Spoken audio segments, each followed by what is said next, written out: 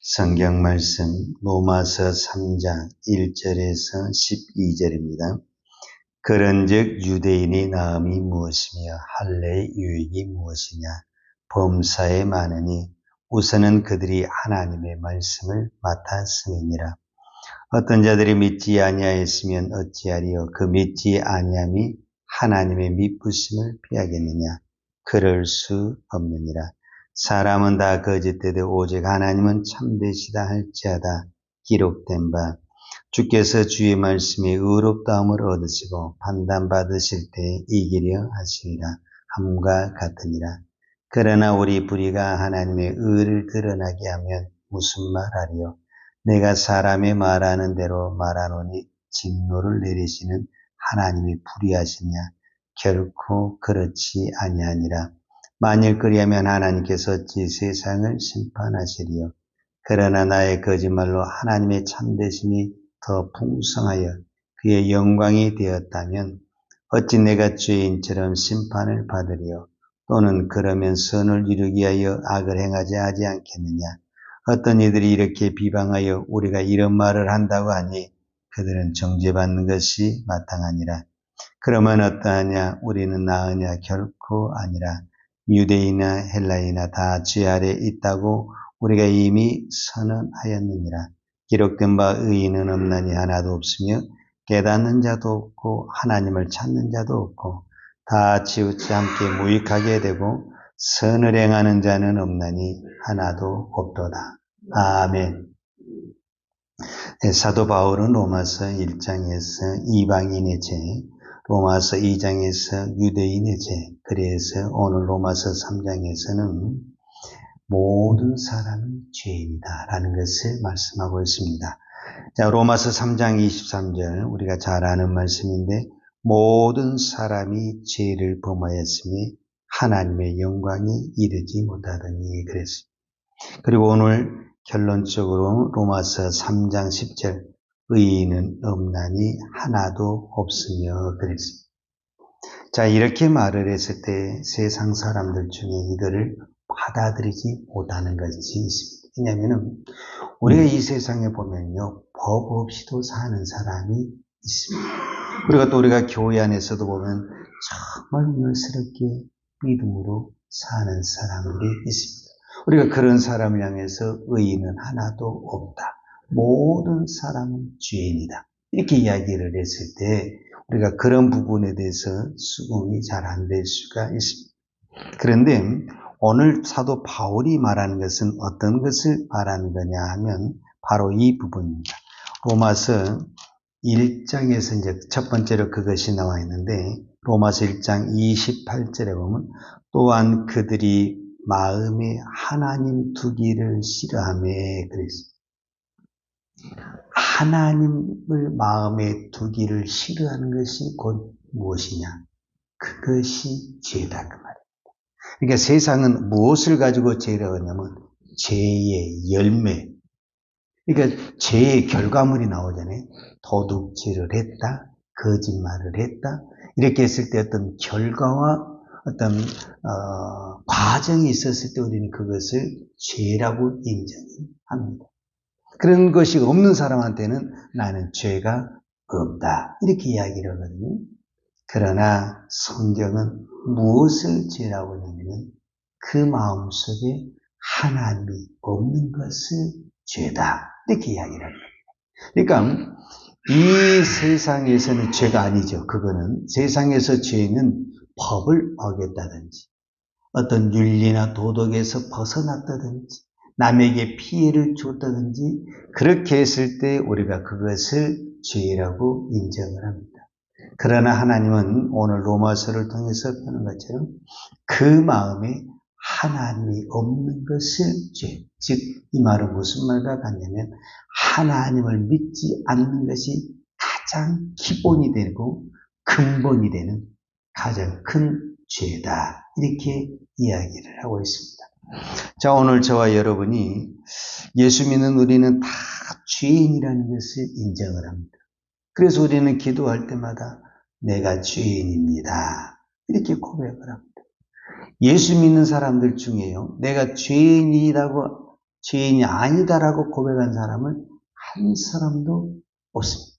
왜냐하면 그것을 인정하지 않는 사람은 예수를 믿을 수가 없습니다. 왜 세상의 사람들이 내가 예수가 필요 없고 예수를 안 믿으려냐면 나는 죄인이 아니다 라는 생각을 갖고 있기 때문에 그렇습니다. 그리고 예수를 믿는 모든 사람들은 내가 죄를 지었다. 그러니까 나는 죄의 문제를 해결해야 되고 구원을 받아야 된다. 이런 생각이 들어 있습니다. 근데 막상 그런 생각을 가지고 있고 그런 말을 하는 사람들하고 대화를 해보면 지식적으로는 내가 죄인이라는 것을 인정하지만 실제적인 삶에서는 죄를 잘 인정하지 않습니다. 우리가 죄를 용서를 받고 내가 죄인이라고 깨닫게 되는 것은 오직 무엇을 통해서만이면 은혜입니다. 은혜. 아무리 옆에 있는 사람이 죄를 지적을 해도 그 사람이 그것을 받아들이지 않으면 나는 죄인이 안 되는 것입니다. 그런데 내가 죄인이라는 것을 어떻게 깨닫게 되고 고백하게 되냐면 은혜입니다. 은혜. 그러니까 은혜를 받으면 받을수록 더 나는 큰 죄인이 되는 것입니다. 그러니까 그렇게 우리가 기독교 역사를 보면 성자 같은 삶을 살았던 그런 사람들도 왜 하나님 앞에 나아갈 때마다 내가 죄입니다. 내가 죄입니다. 이렇게 고백하냐면 그 사람들에게 임하는 은혜가 그렇게 강하기 때문에 그렇습니다. 그러면 우리가 이 사람이 그것을 인정을 하는가 안 하는가를 무엇을 통해서 아냐면은 우리가 신앙생활을 해보면요. 분명히 내가 죄인이라는 것을 인정을 하는데 은혜가 없는 사람이 있습니다. 이거는 누구다 이렇게 말로 표현할 수는 없어요. 근데 보이는 게 있어요. 은혜가 없어요. 너무 은혜가 없어요. 여러분 신앙생활 하는데 너무 은혜가 없어요. 그러면 어떤 현상들이 나타나느냐? 본인도 힘들고 옆에 있는 사람이 불편합니다.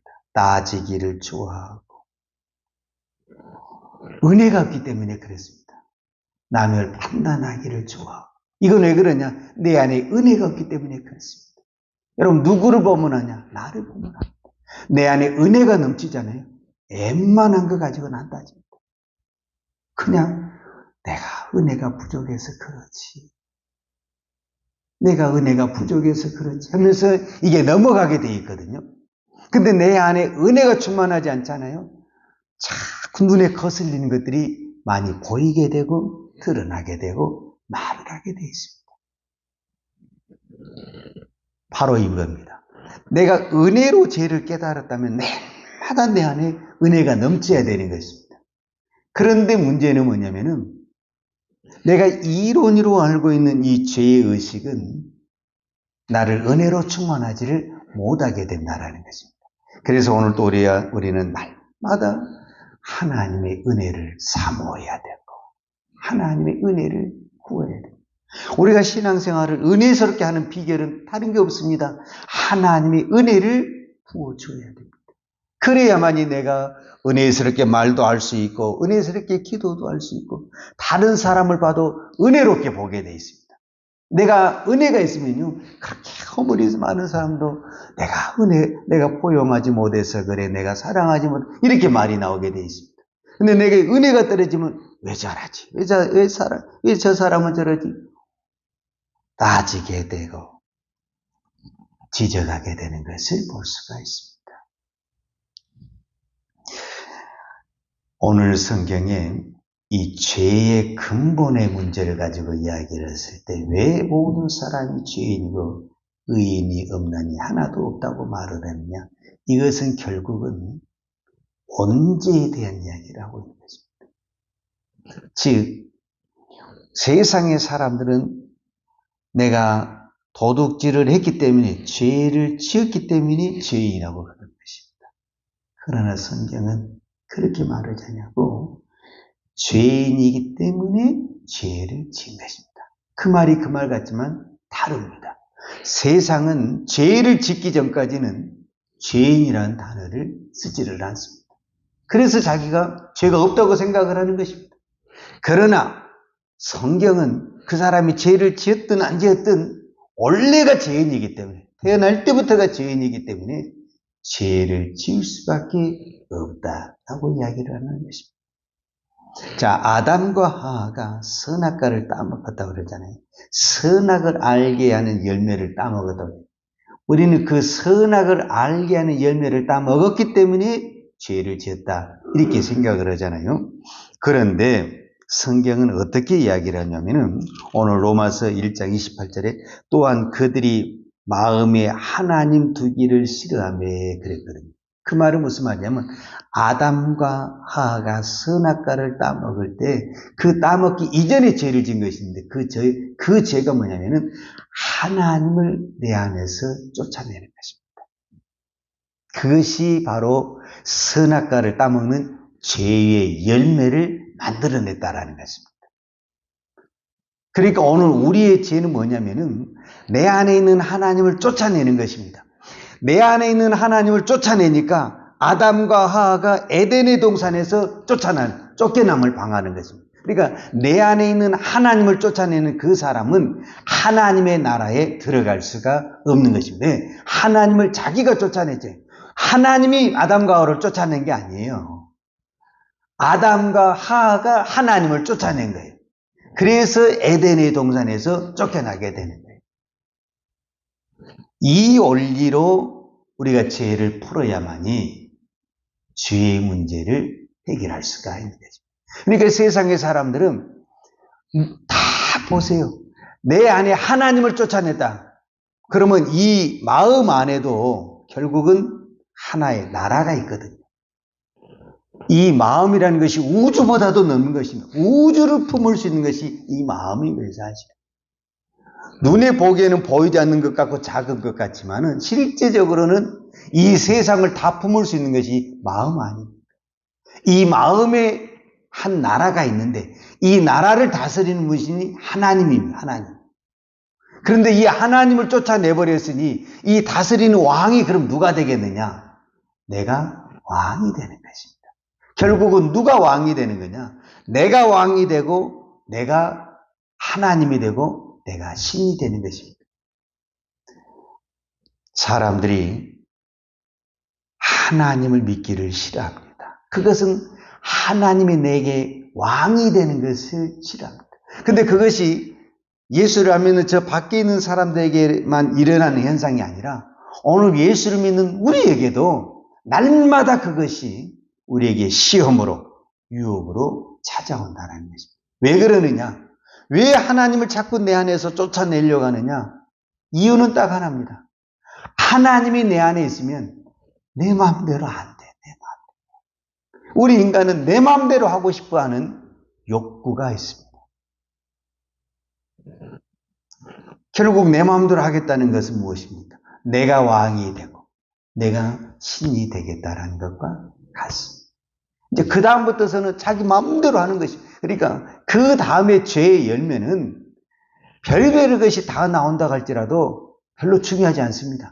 중요한 것은 내 안에 하나님이 있느냐 없느냐 이것만 결정하면은 그 다음 문제는 자동으로 내가 이런 죄를 안 질 거야, 이런 것을 조심할 거야, 그건 중요하지 않습니다. 중요한 것은 내 마음에 누가 왕이 되느냐, 내 마음에 하나님이 있느냐 없느냐, 그러면 나머지 문제는 자동으로 해결이 됩니다. 내가 아무리 믿음으로 살고 싶어도 내 마음에 하나님이 없는데 어떻게 믿음의 삶을 살 수가 있습니까? 그러나 나는 믿음으로 안 살고 싶어도 내 중심에 하나님이 있으면 나는 못할 것 같아도 하나님 앞에 예배하고 하나님의 말씀을 쫓아가고 믿음의 삶을 살게 된다는 것입니다. 그런데 오늘 또 우리가 수많은 그 여러 가지 환경 속에서 자꾸 우리에게 유혹이 오고 가장 큰 시험은 마귀의 시험이 뭐냐라고 말을 했을 때 내 안에 있는 하나님을 쫓아내게 하는 것입니다.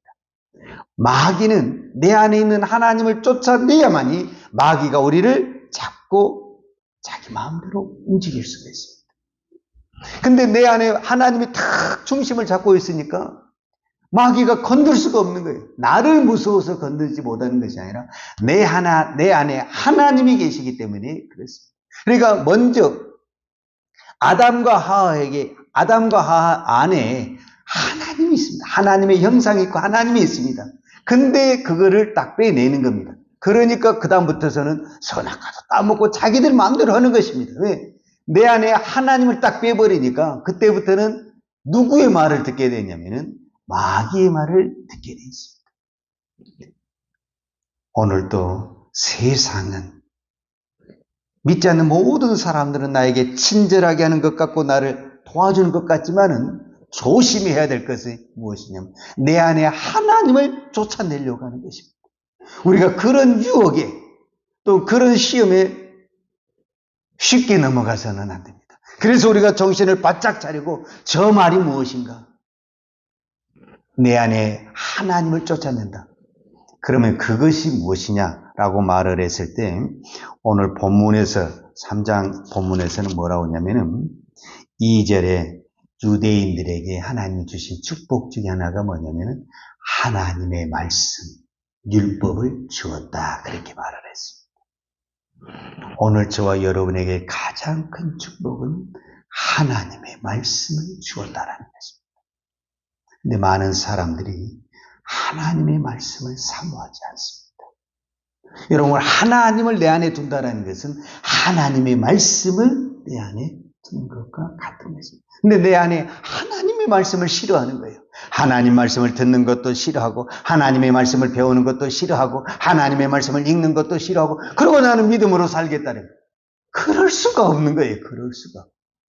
하나님의 말씀을 붙잡아야만이 말씀대로 살고 믿음으로 사는 것이지 하나님의 말씀을 싫어하는데 어떻게 내가 오늘 믿음으로 살겠습니까? 근데 나는 하나님의 말씀에 관심이 없어요. 하나님의 말씀을 붙들질 않아요. 하나님의 말씀에 순종하질 않아요. 그런데 나는 믿음으로 살고 싶어요. 앞뒤가 안 맞죠. 앞뒤. 그래서 지금 우리의 신앙을 보면은 앞뒤가 안 맞는 신앙생활을 하고 있는 거예요. 분명히 내가 보면은 믿음의 생활을 하는 것 같은데 하나님을 자꾸 쫓아내고 있는 거예요. 하나님의 말씀을 버리고 있는 거예요. 그러면서도 나는 믿음의 길을 간다라는 거예요. 마지막 때가 될수록 마귀는 우리에게 하나님의 말씀을 빼앗아갑니다. 교회도 다녀요, 봉사도 해요, 헌신도. 그런데 하나님의 말씀을 빼앗아가는 거예요. 그래서 내가 믿음의 길을 갈 수가 없고 환난을 이겨낼 수가 없는 거예요. 하나님의 말씀이 능력이고 하나님의 말씀이 권세고 하나님의 말씀대로 살아야만이 우리가 이 세상을 이기는데 내 안에 하나님의 말씀이 사라져 나오고 있다는 거예요. 하나님의 말씀이 내 믿음의 기준이고 하나님의 말씀이 내 인생의 정답이고 하나님의 말씀이 내 인생의 길입니다. 그래야만이 우리가 믿음의 길을 갈 수가 있습니다. 그래서 내 인생의 모든 문제는 어디에 답이 있다? 말씀에 답이 있다. 그러면 어떤 문제가 생겼으면 말씀을 피고 하나님께 기도하고 말씀을 보면서 답을 찾으려고 하는데 요즘 세대가 어떤지 아십니까? 어떤 문제가 야, 그 인터넷도 뒤져봐. 그 문제 어떻게 나와 있는가? 그래서 인터넷이 정답이야, 인터넷이.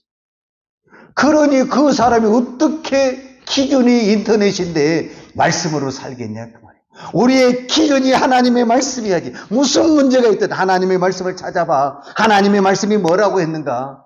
그래야만이 하나님의 말씀을 붙들고 기도하고 그 말씀대로 살려가는데 인터넷 좀 뒤져봐. 이렇게 하고 있으니 인터넷이 하나님이 되지 않고 있어요. 정신 차려야 됩니다. 오늘 우리의 모든 인생의 기준, 내 인생의 정답은 하나님의 말씀입니다. 기도하겠습니다. 하나님 아버지 감사합니다. 오늘도 우리가 이 새벽을 깨우며 기도하게 하신 아버지 하나님 감사합니다. 오늘도 우리가 기도할 때 하나님의 은혜를 충만히 받게 하여 주옵소서. 오늘도 우리가 하나님의 은혜로 살아가기를 원합니다. 내 힘으로는 믿음의 길을 갈 수가 없습니다. 내 힘으로는 말씀을 붙들며 십자가의 길을 걸어갈 수가 없습니다. 그러나 하나님의 은혜가 넘치면 능히 그 환경 속에서도 기뻐하며 감사하는 믿음이 될 줄로 믿습니다. 오늘 우리에게 이 은혜를 허락하여 주옵소서. 오늘도 우리가 여러 가지 환경 속에서 여러 가지 시험과 고난과 역경이 있을지라도 그 모든 해결의 정답은 하나님의 말씀 속에 있는 줄로 믿습니다. 힘들고 어려울수록 더 말씀을 붙들고 말씀을 기준 삼아서 믿음의 길을 걸어갈 수 있는 은혜를 베풀어 주옵소서.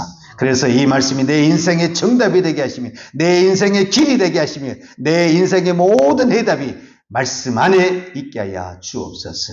그래서 어떤 환경 속에서도 이 말씀을 붙들고 기도하는 믿음의 종들이 되게 하여 주옵소서. 예수님의 이름으로 기도하였습니다. 아멘.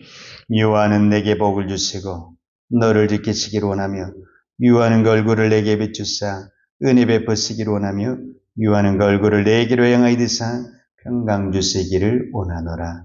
이제는 우리를 위하여 이 땅에 오신 우리 주 예수의 그리스도의 은혜와 독생자를 보내주신 아버지 하나님의 크크신 사랑과 성령님의 교통하심과 충만하신 은혜가 오늘도 오직 하나님의 말씀을 붙들고 은혜로 믿음의 길을 달려가기를 원하는 사랑하는 주의 종들 머리머리 이해와 이 나라 이 민족과 한국 교회 위에 온 열방에 이 생명의 복음을 증거하는 선교사님들 위에와 사랑하는 주의 자녀들 머리 위에 이제로부터 영원토록 함께 있을지어다. 아멘.